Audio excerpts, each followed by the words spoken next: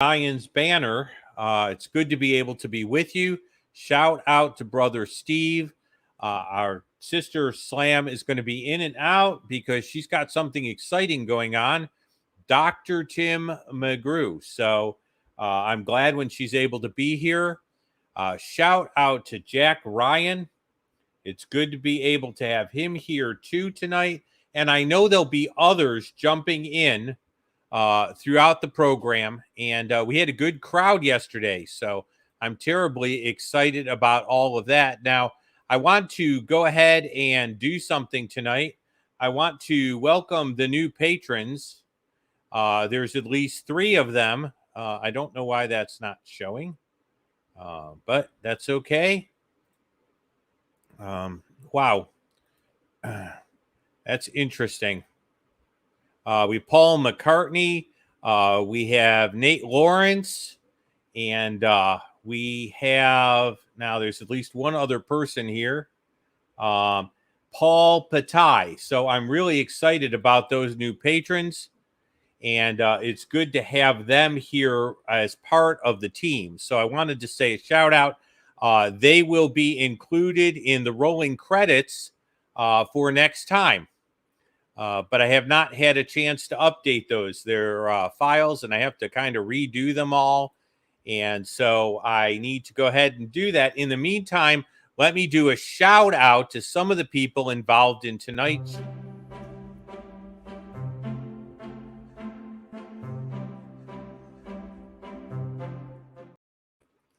So I am really grateful for everybody who is involved in what we do here.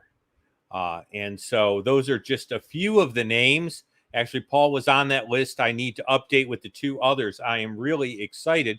We're growing. We're small, but we're mighty, but our numbers are increasing, and I'm so excited. A shout out to Anna Mack. Great to have you with us.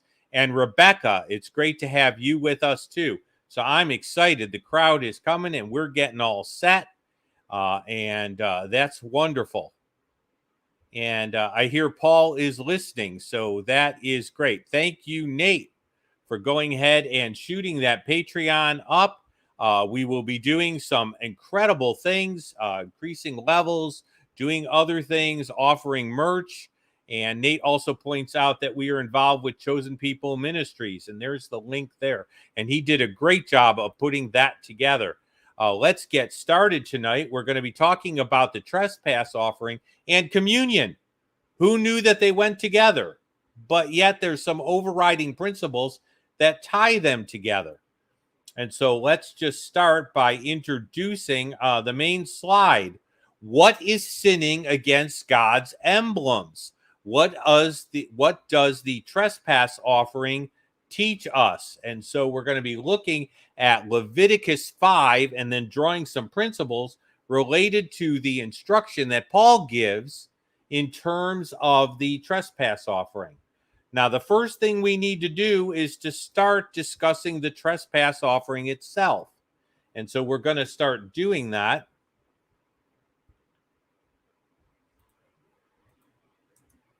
There we go. Let's just give a general definition for the trespass offering in Leviticus 5. I didn't do this alone. Christopher J. Wright in the New Bible Commentary says that the trespass offering is a type of sin offering for specific cases involving the things of the Lord. These verses list 3 kinds of offenses which a person should bring a sin offering.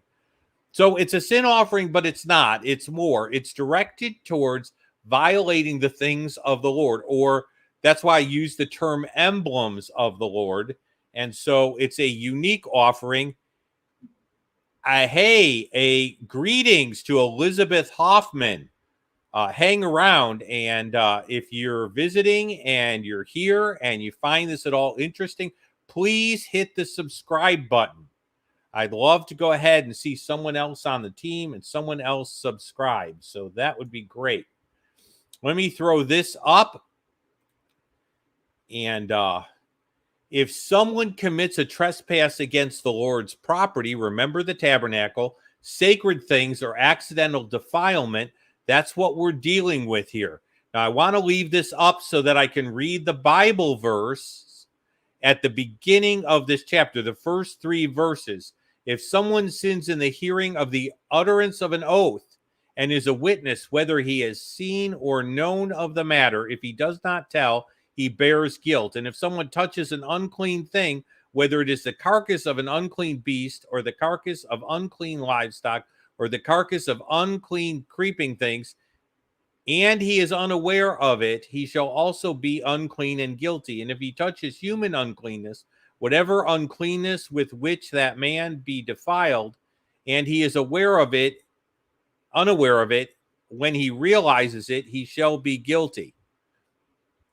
And so that's the beginning of this section on the trespass offering, which introduces this offering. We're going to talk about the unawareness factor here. Again, these offerings covered, or actually did not cover is a better way to put it, deliberate high-handed sin. And so we'll end up discussing it. By the way, this ties in very nicely with last night's broadcast. So if you didn't go back and see that, this is talking about defilement and the temple and what purpose the temple system served in relation to these offerings. And a thanks to the rest of the community for welcoming Elizabeth. I love how friendly and how welcoming people are here. Let me throw up this next slide here. If someone commits a trespass against the Lord's name by uttering false or rash oaths as well as lying, if a person swears, speaking thoughtlessly with his lips, to do evil or to do good, whatever it is that a person may pronounce by an oath, and he is unaware of it, when he realizes he shall be guilty in any of these matters, and it shall be that he will be guilty in any of these. When he is guilty of any of these matters, he shall confess his sin in which he has sinned in that thing. So this continues. We have unintentional sin with defilement. We have unintentional sin in trespassing against the Lord's name by uttering false oaths, as well as lying, which would be false testimony. And so we see some of the things that this is related to being mentioned. And so that's what we're dealing with here. Now, I had to outline the trespass offering, but there's still another category. Remember, we talked about the Lord's property. That sounds funny to say, but remember, we're talking about the temple and the things related to the temple. If a person commits a trespass and sins unintentionally concerning the holy things of the Lord, if a person commits a trespass and sins unintentionally in regard to the holy things of the Lord, he shall bring to the Lord as his trespass offering a ram without blemish from the flocks, with the valuation in shekels of silver, according to the shekel of the sanctuary, as a trespass offering. Now, we've gone through these, but what I want you to see is there are several instances here, and they all relate to the things of God in one way or another, either defilement, which would make the Lord's things unclean, or directly trespassing against those things, or trespassing against the Lord's name. You might say, why is the Lord's name even involved here? Remember that the ancient Israelites would take an oath by the name of the Lord.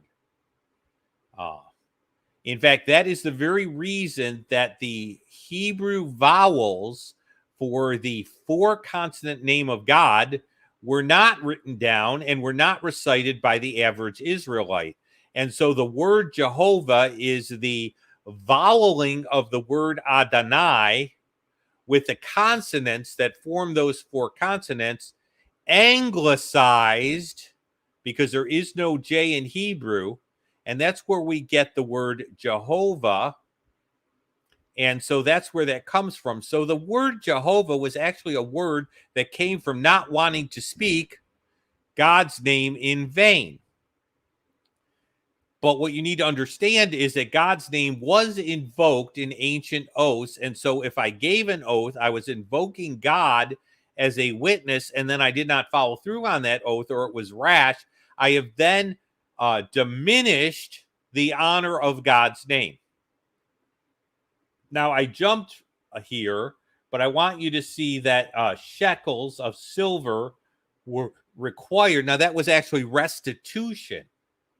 The Bible contains a concept of restitution. We've lost this idea, and it's terrible that we've lost it. If I took from you in the Old Testament period, I not only owed you the item in value, but I owed you restitution on top of it because I've deprived you of something. Now, in the terms of restitution here, we're not depriving God of something, but there has been a devaluing of the honor due God's name. And so restitution was required. Leviticus 5:1, the uttering of an oath. Now, what I'm going to say about this is the ancient way of thinking is if you hear or see something, you say something. In other words, this says that if you've heard and were a witness, whether you, as a witness, in other words, I'm going by and someone utters an oath and I don't pay any attention to it. I'm going my way, but I've overheard this in the background just a little bit, and I didn't pay any attention to it. I didn't know what I was hearing. I just kind of heard something, but it invoked God's name. It was an oath or it was a promise. Then I become aware of it. I find out about it. Now I have a trespass against the honor of God's name. Shout out to Lucas. It's thrilling that you're here. He threw up a comment.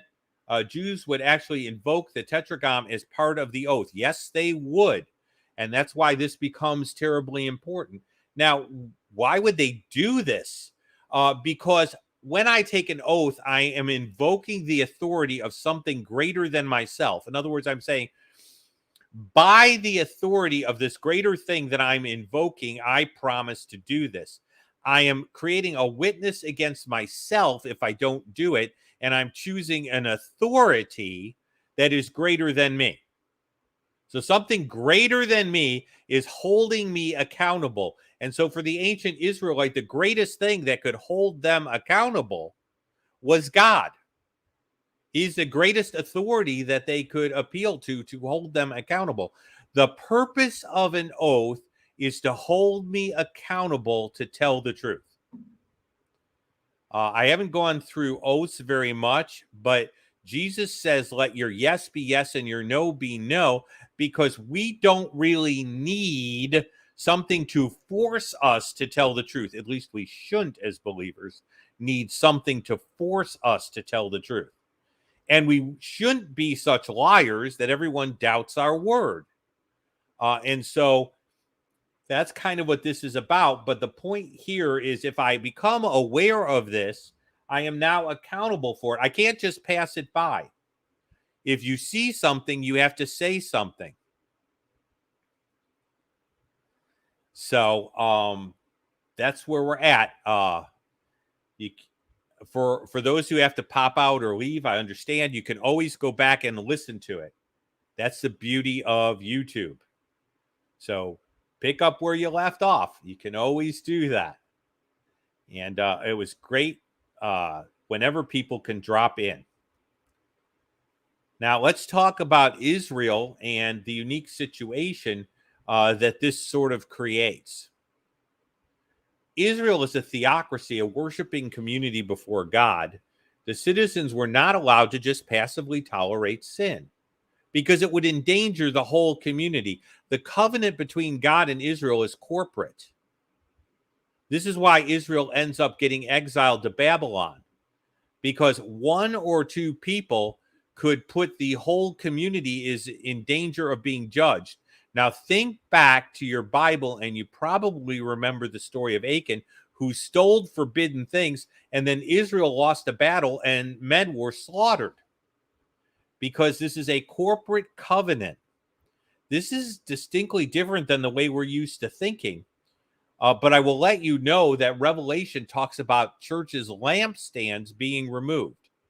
And there's a corporate aspect even to the new covenant that we don't pay much attention to in the North American church.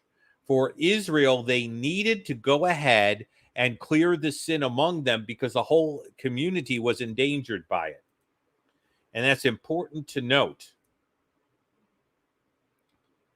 So we're faced with this phrase that occurs throughout this passage called bearing one's guilt. And I thought it would be good to look at the Hebrew of this phrase in order to get a better fix on what this phrase means. And the first place that this kind of appears is right at the beginning of the chapter, which, by the way, indicates priority. Okay, repetition indicates priority, and putting something first at the beginning of a chapter indicates a priority type position. And so what I want you to see is this is right at the beginning of the chapter here. So it's placed right smack dab when you make the transition to this offering. So what does bearing one's guilt really mean? Well, it's composed of two Hebrew words. Okay? Nasha, ayon. Sorry, von. That's a vav, not a yud. And so it has the idea of bearing or lifting up, but in reference to one's guilt, and the context of a Hebrew word or verb can have a lot to do with things. The word to bear or to lift, or the word to lift, can have the idea of bearing something, carrying it. Okay? Carrying something. And so that's the way it's being taken, to take away or endure the consequences of. Now, focus on this section, endure the consequences of, because that's the idea here. Whether they existed, whether these consequences existed in chastisements and judgments by which God punished sin, such as disease or distress. By the way, leprosy was considered a divine punishment. In most cases, there was a connection made between leprosy. We're going to see this later in Leviticus. There's a purification required of lepers because leprosy was associated with divine chastisement.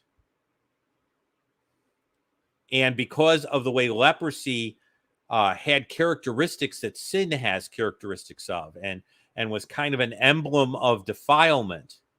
And so this idea of bearing one's guilt is an important guilt. And so if the offering wasn't given, the guilt fell upon the individual. It was not assuaged. Now, that's not the same as eternal salvation. That person was not saved by that offering. The guilt associated with that action was lifted to prevent a penalty. But what type of penalty was it lifted to prevent? Well, that's a real important question. What are we dealing with here? Well, let's look at an example of the type of penalty we're talking about. This is Leviticus 21, 20:21. If a man takes his brother's wife, it is an unclean thing. It is a defiling thing. He has uncovered his brother's nakedness. Now, I know that sounds weird, but the brother and husband are one flesh, and in a sense, he has done something impure in terms of the brother also. That's interesting, they shall be childless. Now, what you need to understand is that God's way of penalizing Israel was often temporal. And so there were temporal results to disobeying God.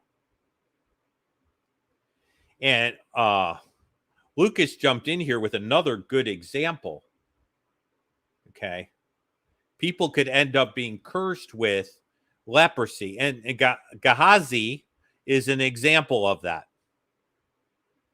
Now, what I want you to understand is that we're not always talking about eternal separation from God here.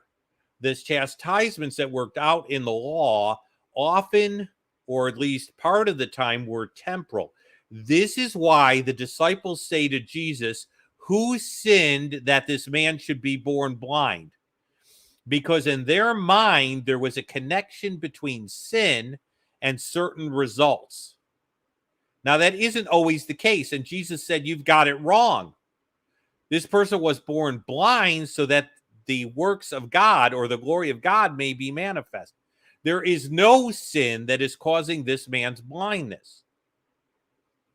Now, why would they even think like that? Don't go to your blind neighbors and pull this at home. But why would they even think that way? Because there was a connection between temporal blessing and obedience under the law. And so that's why they would think that way. That's why you have that passage there. Jesus is correcting and he's pointing out that although there was a connection between temporal blessing or lack of temporal blessing for the nation, that does not mean that every individual who suffers necessarily has committed a sin. But you could see how these Jewish disciples were thinking. They were thinking in terms of passages like Leviticus 20:21. That's what was on their mind. And so that's a little bit of Jewish background on what's going on here and why they would think this way. Okay? Accidental defilement. Now, this is hard for us to wrap our minds around. Leviticus 2, if anyone touches an unclean thing, whether a carcass of an unclean beast or a carcass of an unclean livestock or a carcass of unclean creeping things, he's unaware of it. He also becomes unclean and guilty. If anyone touches the carcass of an unclean beast or cattle or, okay. And Frederick and Kyle Delich are just elaborating whatever with regard to uncleanness with which he defiles him, any kind of defilement to which the man is exposed. Now, this is hard for us to get our minds around, but you have to remember that cleanness was an emblem of spiritual purity. Uncleanness was an emblem of sin. How do you teach an ancient people or a desert ancient people about concepts like holiness? Well, you do it through tangibles. And I say this over and over again because this gives you a context for things in your Old Testament that might not make a lot of sense to you. You read these things and you say, what gives? But you have to understand what God is doing in his training program for his ancient people. And so the mere touching of an unclean thing, a carcass, a dead thing, would render someone unclean. In fact, touching something dead would render you unclean. Well, why would that be the case? Because the wages of sin is death, and death entered into creation through sin. And so death becomes an emblem of the fall. And so touching something that is dead is touching something that has experienced the curse of sin brought into creation. And so it renders you unclean. The cure for death is life, and there was one who gave his life to remove all defilement. John Williams, it's good to see you. And he points out the priests often worked as physicians or esquires. I have to think about the word esquire because I usually associate it with lawyers. But was there a certain amount of that? Yes, there was. That wouldn't have been uncommon even in pagan cultures, interestingly enough, but it isn't the same. I'm just saying that sort of phenomena is not exclusivized to Israelites. So touching a dead thing. Now, I want you to understand how important this is. Samson ate honey out of a dead lion. In doing so, he touched the carcass of a lion. A lion is not a kosher animal. He touched the carcass of an unclean thing. He violated his Nazarene oath in 3 ways, and one of those ways in which he violated his Nazarite oath was by touching a defiled thing, and he gives no sacrifice for touching that which is defiled. So he loses contact with God for some very good reasons. When Samson is usually taught, this is usually not brought out.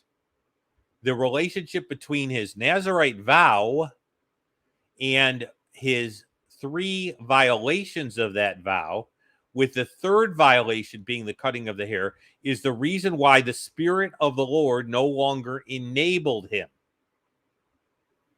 And it goes right back to this section here, because by touching the unclean lion, what he should have done was gone back and gave a trespass offering.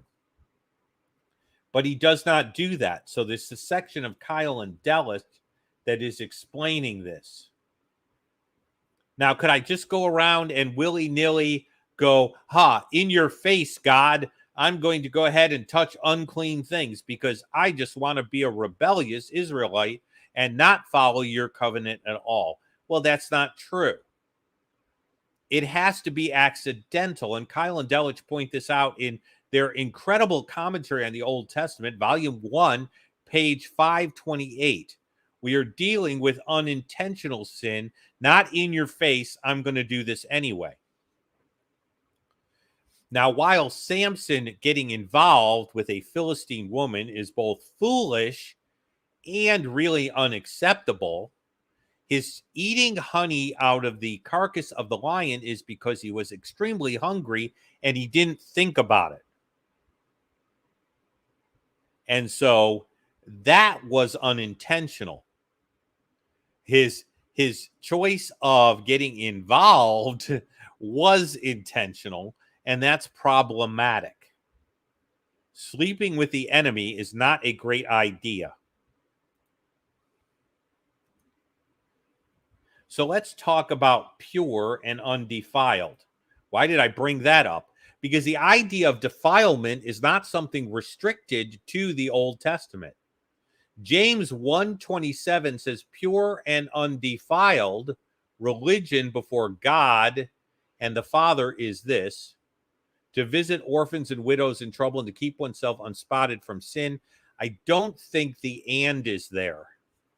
But translations do vary. This is a NKJV. The important thing to notice is pure and undefiled. I do want you to notice something. James uses the word religion. I don't necessarily tell people that I don't have a religion. I have a religion that is relational, not merely legal. Sometimes we confuse the two. A religion has to do with a devout obedience to something or someone, a set method of worship. Well, I sort of do. I go to a congregation, I go to a church, I sing hymns. I mean, there is something ordered about my worship.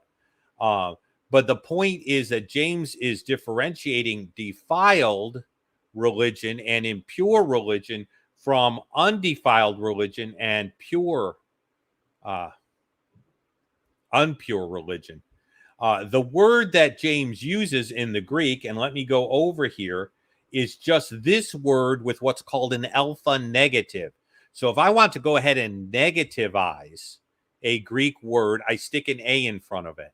It's sort of like, if I wanted to say pure not, the kids do that nowadays. Well, ancient languages sort of did that. And so in Greek, you stick an alpha negative. That's where we get our word atheist. You have theist from theos, and you stick a negative there. Okay. And you have essentially no God. Okay. And so that's what you do. It's the same word the Septuagint uses. Okay. Here. And so what I'm pointing out is a Septuagintal connection. Now, if you're wondering what the Septuagint is, that is the Greek translation of the Old Testament, and it was used in Jesus's day. And so it acts as a Rosetta Stone where we can see what Hebrew words were understood by what Greek concepts. And so I like to go back to it. And what I'm pointing out here is that James uses the Greek form that the Septuagint uses for this same section as far as a key word here. So James has found a word that means the same thing. Now, I could go ahead and do a rash oath. Okay? If a person swears, that's taking an oath. and speaks thoughtlessly with his lips to do good or to do evil or to do good, whatever that man may pronounce by the oath, and he's unaware of it, then he realizes he shall be guilty in these matters. Now, this actually has an incident which ends up occurring. So I could get myself in trouble by thoughtlessly just uttering out an oath. Okay. Now think about this, because this does happen. You're really bugged. Okay. You're having your worst case of road rage, and you've not brought yourself into check with the Spirit. You say, man, I really want to kill that guy. Okay. I mean, we can think rashly and thoughtlessly. Okay. And if he's unaware of it, like this just came out of his mouth and he hasn't thought about it at all. He isn't concentrating on what he's saying. This is just a moment of anger or a moment of something like this, and we can really get ourselves in trouble. He's guilty. It doesn't matter whether he meant to do it or not. Okay, he has uttered, and it has come out of his mouth, and now he has created a problem for himself. And so let's look at the word here. Okay, bata.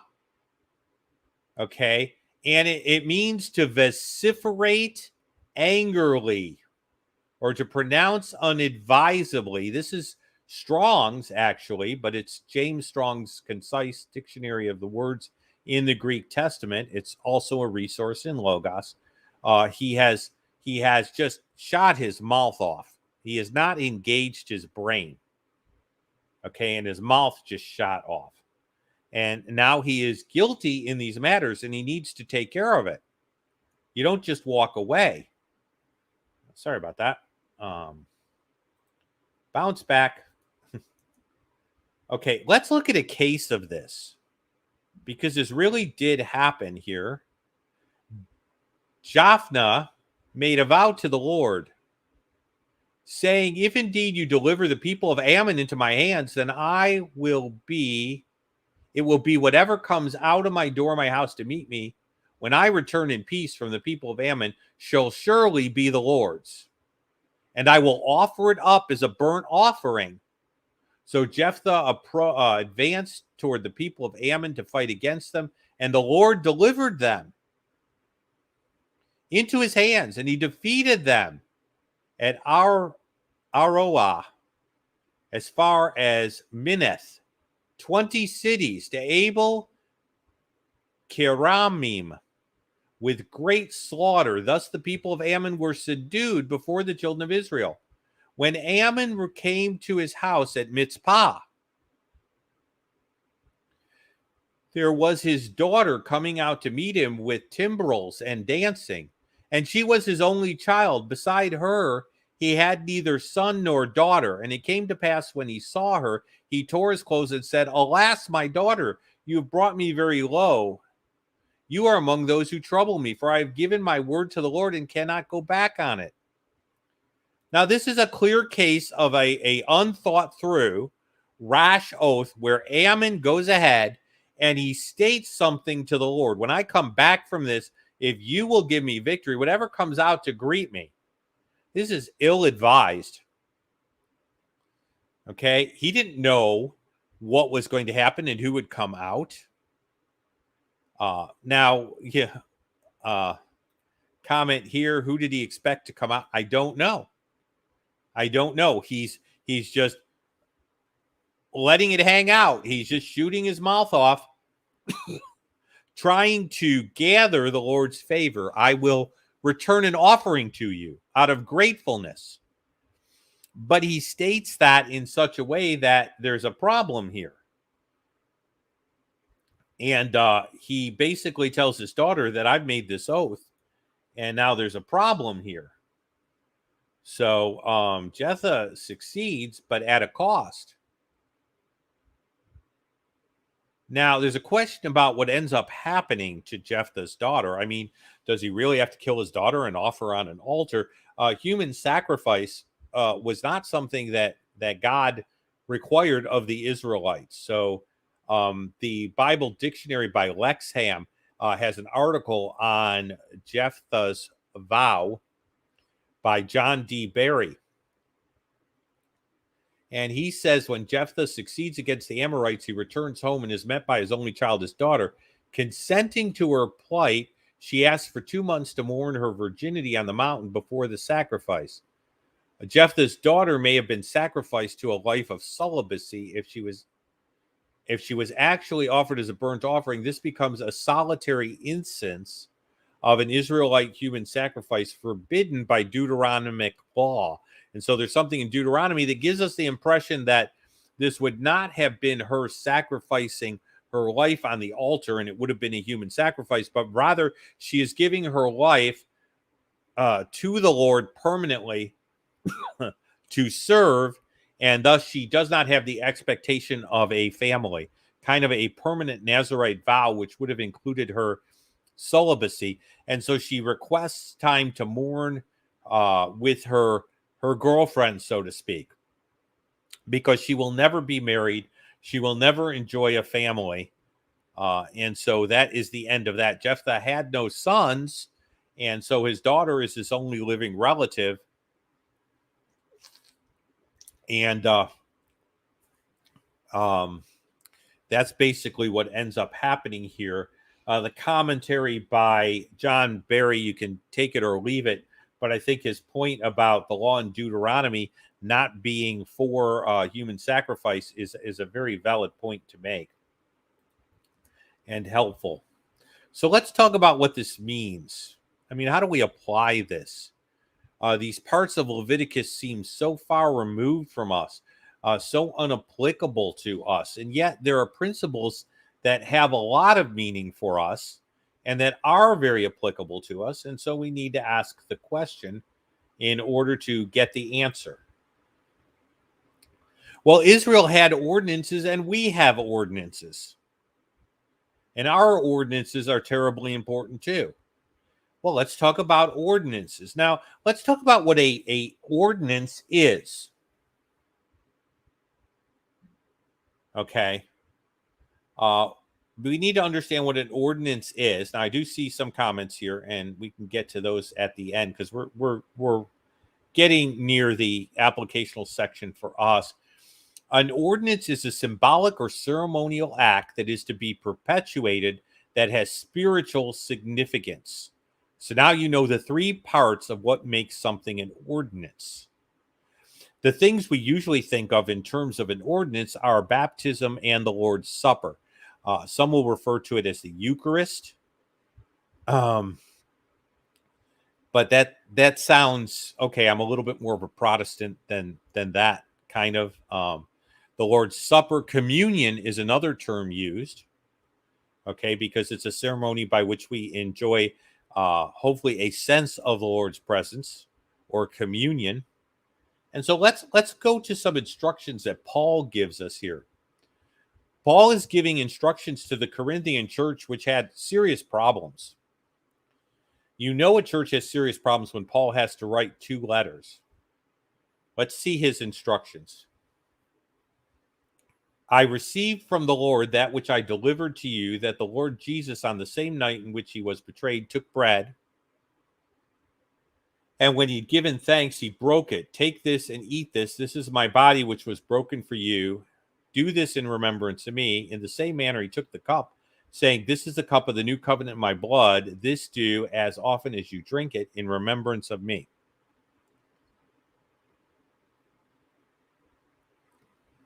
And so what we're looking at here are Paul's instructions related to communion for a church that was having real problems. Now, this is a church ordinance. This is a symbolic act that's to be perpetuated. Now, we talked about this last night a little bit, until the Lord comes. But it is a perpetuated event that is supposed to continue. Now, I'm not talking about the exact frequency, but it's something that is not supposed to go away during the church age, pretty much. I mean, it's to be perpetuated. It's to happen at some sort of regular interval, whatever that interval will be. Paul gives the instructions as to what this relates to, but there's some trouble in Corinth. Okay. Just to finish up with Paul's instructions. Okay. As often as you do eat this bread and this cup. Now, let me say something. It doesn't mean as often as you have a bologna sandwich. It's this bread and this cup. It's tied to the ceremony. So you don't have to regard every peanut butter and jelly sandwich as communion. Okay, just to kind of avoid that. But therefore, whoever eats this bread and drinks this cup of the Lord in an unworthy manner shall be guilty of the body and blood of the Lord. Now, what is this about? This is an ordinance, and the mistaking of it, and we'll talk about what that means, at least what I can get from that, would be defiling a thing or trespassing against the thing of God. So just as the Israelites had their trespass offering, I'm not saying we have trespass offerings now, just as it was possible for them to trespass the things of the Lord, it was possible for the Corinthians to trespass the things of the Lord. What is common to both is that trespassing the things of God is still something that can happen. That's my point. They're different things. I'm not equating the church and Israel. I'm saying the principle of not trespassing the things of God does have some sort of application because it is still a possibility. But wait a minute. Guilty of the blood and body of the Lord in an unworthy manner. Well, let's try to talk about the Corinthians for a minute or two and discuss what they were used to and what was going on. My pastor's been doing a great series on the Corinthians, and I was fascinated by the history of what Greco-Roman life looked like during that time period. The Corinthians were bringing their patronage systems with its class distinctions and acting according to the system. Societies, as this society as well as Jewish societies, were honor-shame cultures. So the poor and underclass were being shamed at the Lord's Supper. Let me take a little bit of time with what we're talking about with an honor-shame culture. In an honor-shame culture, the primary value is honor. To be shamed is a horrible thing. If you think about Oriental cultures with losing face, you have a feel for this. My wife tells a story of an improper prank pulled on a Chinese girl who was full-blooded Chinese, where her towel was stolen while she showered. That was all girls. Okay, I don't want to make this lewd. The point is, it was shame to her. Okay. And so for her culture, that shame meant a whole lot. To lose face meant a lot. Both the Greek culture, in a sense, had a concept of this. The Jewish culture does. To this day, I remember my father using the term ashante legoyim, a shame before the Gentiles. You have made us a byword among the non-Jewish people. You have shamed us. When I became a believer, this was laid on me heavy. You have shamed the family. How could you do this to the family? How could you shame our name? And so this sort of concept was very alive, and the Greek culture had it, but they had it in terms of patronage. The way this worked is you sought a patron. By the way, just a side note, Patreon gets its concept from the patronage system during the Middle Ages and beyond. I mean, this is where this idea of patronage comes in. And so the Greeks had a patronage system, and so you would get somebody to be your patron, and your job towards your patron was to sing their praises and tell everybody about them. And you would compare whose patron was better. Like, my patron's better than your patron because I have a better Marcus is better than Lucretia as a patron, or Marcus is better than Marcius. I have a better patron. And they were taking this mindset into the church. That's why I'm of Paul. I'm of Apollos. Paul's my patron. Apollos is my patron. And Paul says, your patron is Jesus. Your patron is God. He's your patron. We are just servants. That's why this whole argument is, who has the best patron? Oh, I'm of Apollos. Apollos is a better patron than Paul. And so that's the way they kind of thought. And so they would go to the Lord's Supper. Now, whether they were bringing practices from the temple of Aphrodite into this is another question. And it's highly possible that that was the case. But at the very least, they were shaming the poor and underclasses. Okay, because everyone was bringing their own food to communion. In fact, Paul says, look, whether behavior in question was not waiting for others or simply devouring one's own food during dinner is uncertain. Let me put this up here so you can see it. The word translated goes ahead can mean to do something before others or to devour one's own food during the meal. Such actions resulted in a disgraceful situation. Some being hungry, others being drunk. Paul asks questions which are meant to make them realize their guilt for this disgraceful conduct. Bruce Winter, 1 Corinthians, in the New Bible Commentary, and the page number is listed. So everyone's bringing their food, and instead of sharing their food in common, some people are either eating their meal, just they're scarfing it down, or you have the food held in common and they're pushing themselves to the head of the line. Now, what Bruce Winter is saying is the exact situation here. One way or the other, both would have been bad.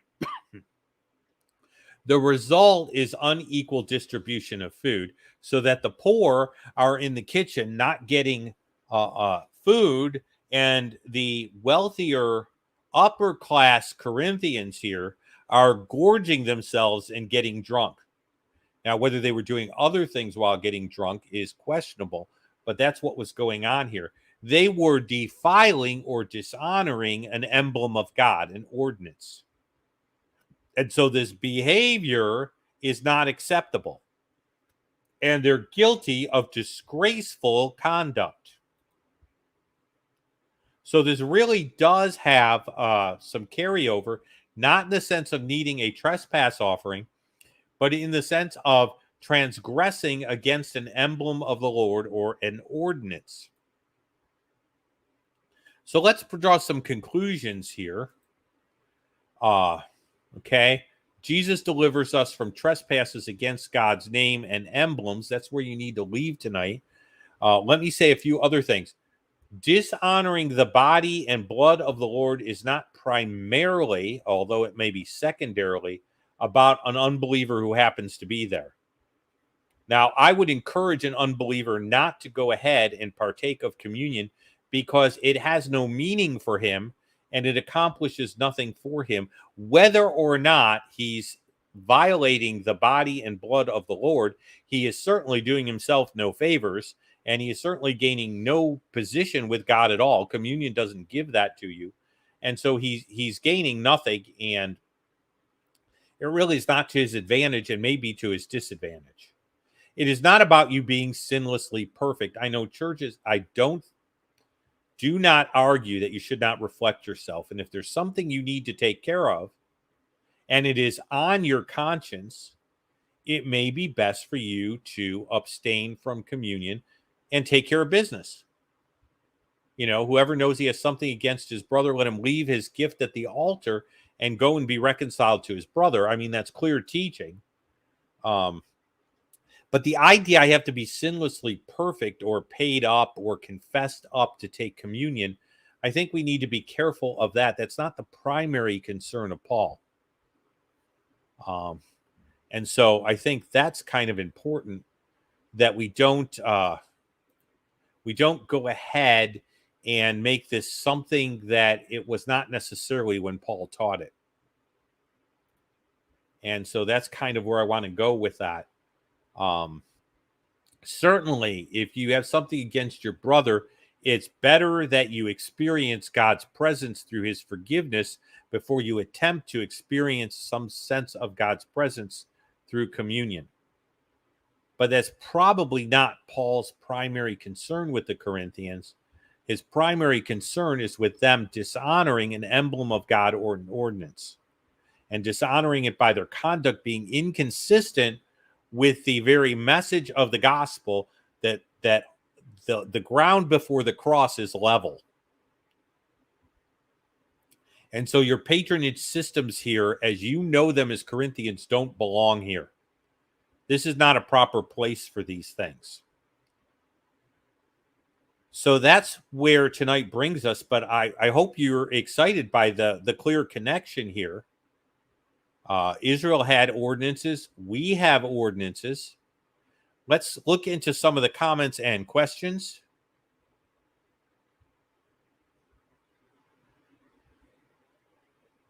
Okay. John Williams is commenting that his firstborn is safe, even though they got the best lambs. And I think he's referring to the idea that human sacrifice wasn't necessarily in view.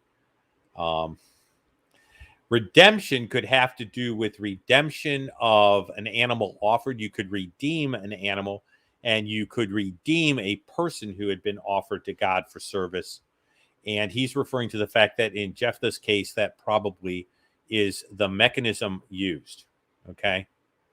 Another comment here. The best portion lifestyle, but responsible for the lepers in Bethany, was considered a sacrifice of life. They had no land, but were in service as redemption. Okay. And I think he's just kind of giving some background here.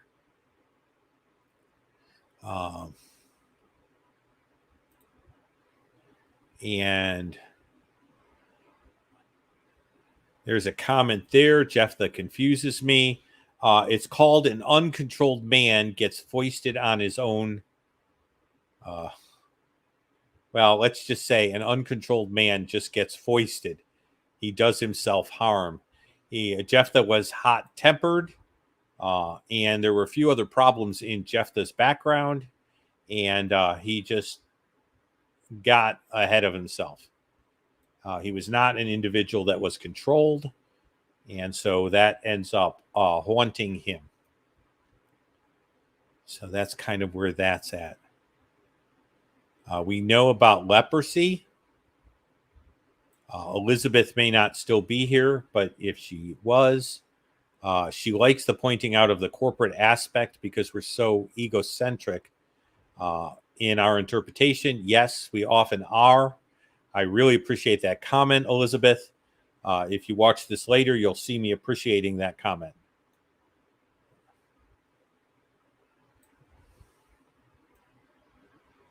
Okay.